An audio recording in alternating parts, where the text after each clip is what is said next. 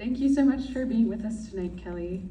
Just to get right into it, I guess I'd like to talk to you a little bit about the process of making this film. I believe it's the first that you've written by yourself and not with your screenwriting partner of several films, who's a novelist. And I was wondering if you could tell us about how this story came together, whether it was a long process, whether it was something you were working on in between films, and how the process of setting it to paper maybe differed than your earlier films. Just forgot to listen to that question. Sorry. Oh my God. It's been a long day. Okay, it's about making the movie. It's about making the movie. Say it again. Yeah. Writing. About working. Oh, not working. Writing the script. Yes. Okay. What can you say about that? Yeah. Okay. No. Sorry.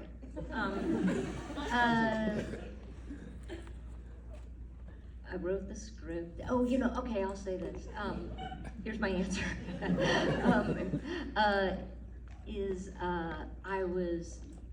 had a collection for a while, a long time, of art heist kind of stories.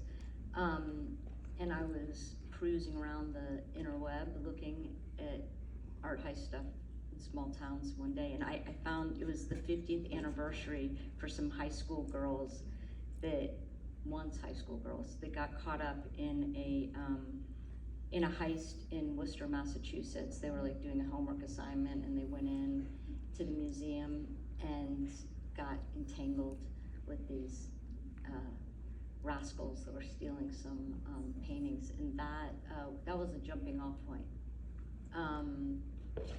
And then, that was the question? Okay. You also wrote this one by yourself instead of with a screenwriting part. Was there anything about this process of setting it down that was different or that you found challenging? Yeah, John and I have done quite a few films together. I mean, I did a couple other screenplays. Well, one was based on these Miley Malloy stories, and one a million years ago by myself. So it was, I didn't have anyone to have coffee with and hash it out. So that, and when I work with John, I usually am not the person that starts with the blank page. So that was really different. But it was interesting. I found it interesting. It was, I liked it. I mean, it was good. I got stuck in the weeds at one point and, had to have John look at it and be like, ooh, I'm really in the weeds. What, you see something and he was like, get rid of this and this and this. So that was helpful. But yeah, I liked it. It's a totally different experience, and it doesn't involve like coffee and pie with your friend all the time the way working with John does, which are things I like, so. Something that really struck me about the movie is the shifting tonality and the way it never, I suppose I was waiting for a moment of release, like in showing up with the pigeon in the gallery, and it feels so, everything is back where it's supposed to be, and that this one kept devolving and he kept getting worse. And I'm just wondering how you went about balancing that tonality and what you were looking for in the process of fleshing out these characters. I would say the biggest challenge of this film, now that you mention it, is that there were so many different tones and so many different types of actors, and thought that was my biggest fear making the film. Was like when I'd be like watching the cops in the living room, I'm like, is this going to be in the same movie? When I would be watching Gabby Hoffman, I'm like, can this be the same movie? I guess so. And so it was a lot of different sort of tones and styles for Josh to navigate too, and just sort of, and then I figured, I knew when I was writing it that I was like, wow, there's just a lot of different tones. And then I was just like, well, I guess I'll just find out, like that'll be the thing. I don't know if it works or not until I'm done. So but it was interesting. But yeah, I guess there's not really, there's not a release of the bird moment, true.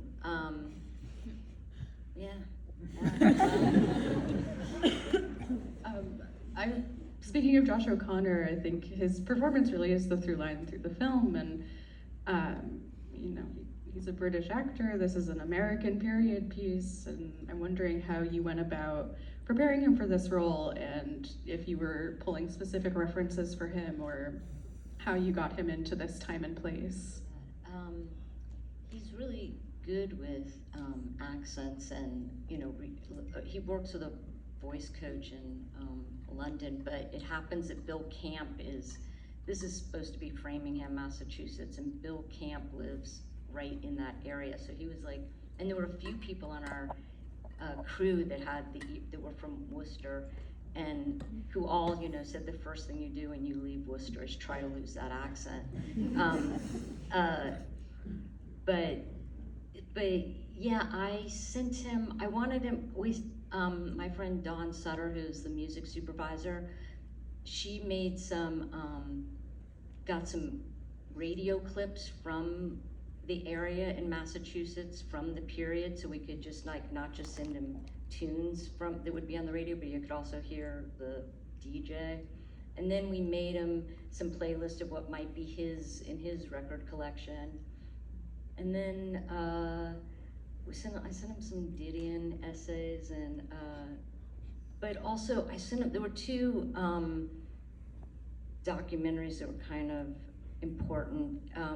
One was this couple, Joel DeMott and Jeff Kreines, and Joel DeMott just passed away about a month ago, and fantastic documentary filmmaker, and they were partners and made many films together, but in early 70s, they were both at MIT, and I think Pennebaker was there also, and Richard Leacock, and they each made these home movies on 16 millimeter, and one of them is one of my favorite all-time films, and it's called The Plaint of Steve Kreines, as told from his brother Jeff.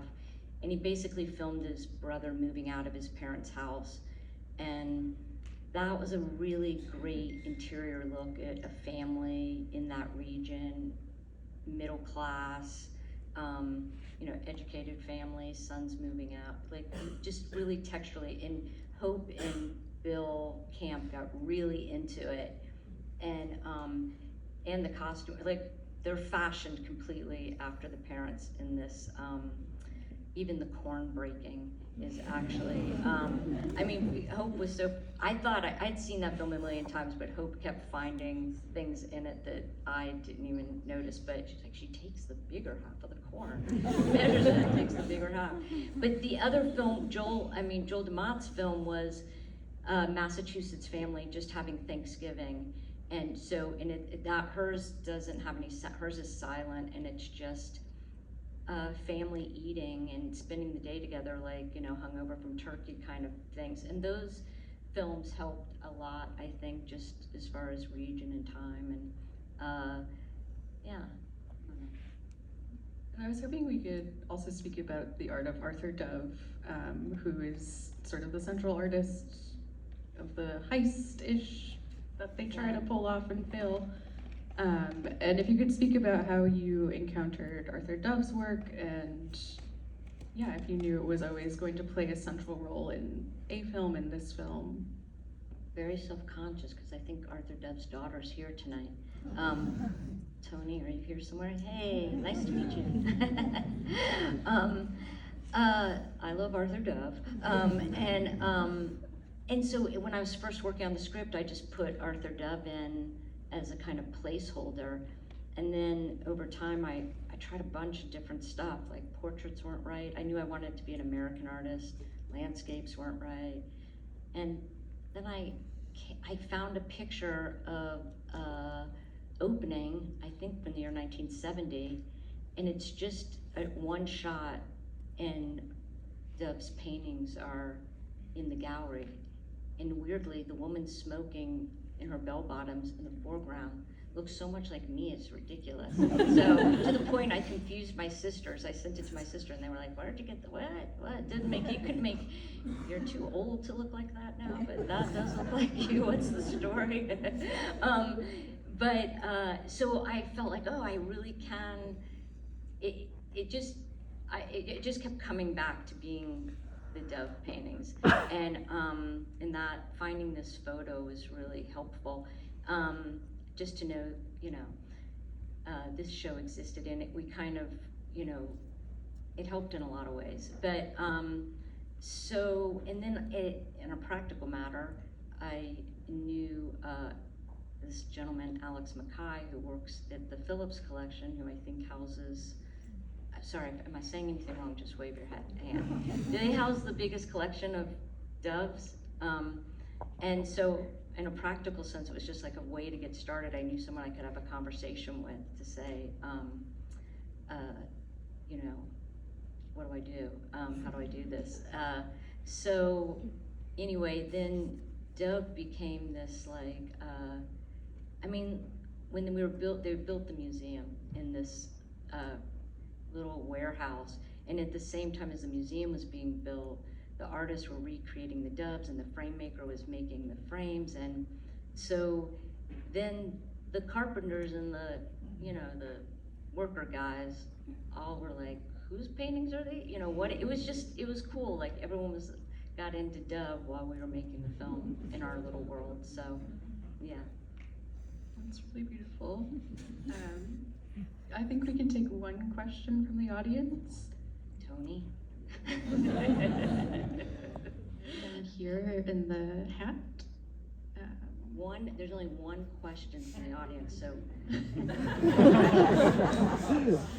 It's you, okay.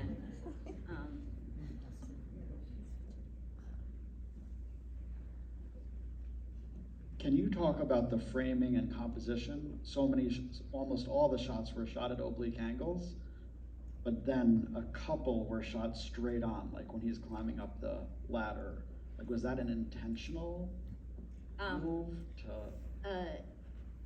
Who told me this? Someone told me that, who could have told, I think Ed Lockman told me this, the cinematographer, that Eggleston told him that he would like, and it's not like I had this in mind or anything, but just interesting. Way to not answer your one question.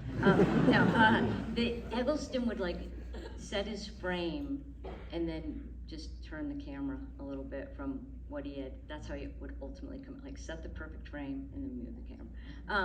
But I don't know, it's, don't you want to talk about the jazz? That's Rob Zurich and Chad Taylor.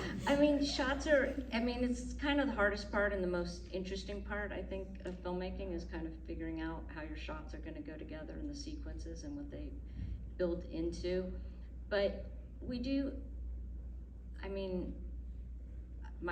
some of my very smart filmmaker friends, like Todd Haynes would say, there are no rules. He's always saying there's no rules. But I actually really like rules, and I have a lot of rules and how we move the camera. And I guess I just need some guardrails or boundaries, or for whatever reason, I like rules, and I like to set up rules for us of ways we'll move the camera or won't move the camera. And if we vary from that, there is a discussion, and we did vary from it sometimes, but more in like the long pans that like sometimes they didn't just go like that there was movement in them going down, like that would be a 40-minute conversation. Are we going to do that? Chris Blauvelt, who shot the film, we've made a lot of films together, and we're and the collaboration with Chris is like one of the greatest things in life for me. And but it's like it's so hard to explain because it's such an ongoing conversation because we've made so many films together and we're friends, and it's just it's like process. It's hard to sort of sum up, but mostly you're trying to like serve the moment you're in, generally speaking. That's the idea, to not be thinking about, hopefully you're thinking about what's happening in front of the frame and not behind the frame too much, even though we do this, But anyway, I really want to thank Mubi and thank you so much. And I love the Walter Reade Theater forever, so it's really a thrill to have the movie play here. Thanks a lot for coming. We'll be back in a minute. Thank you.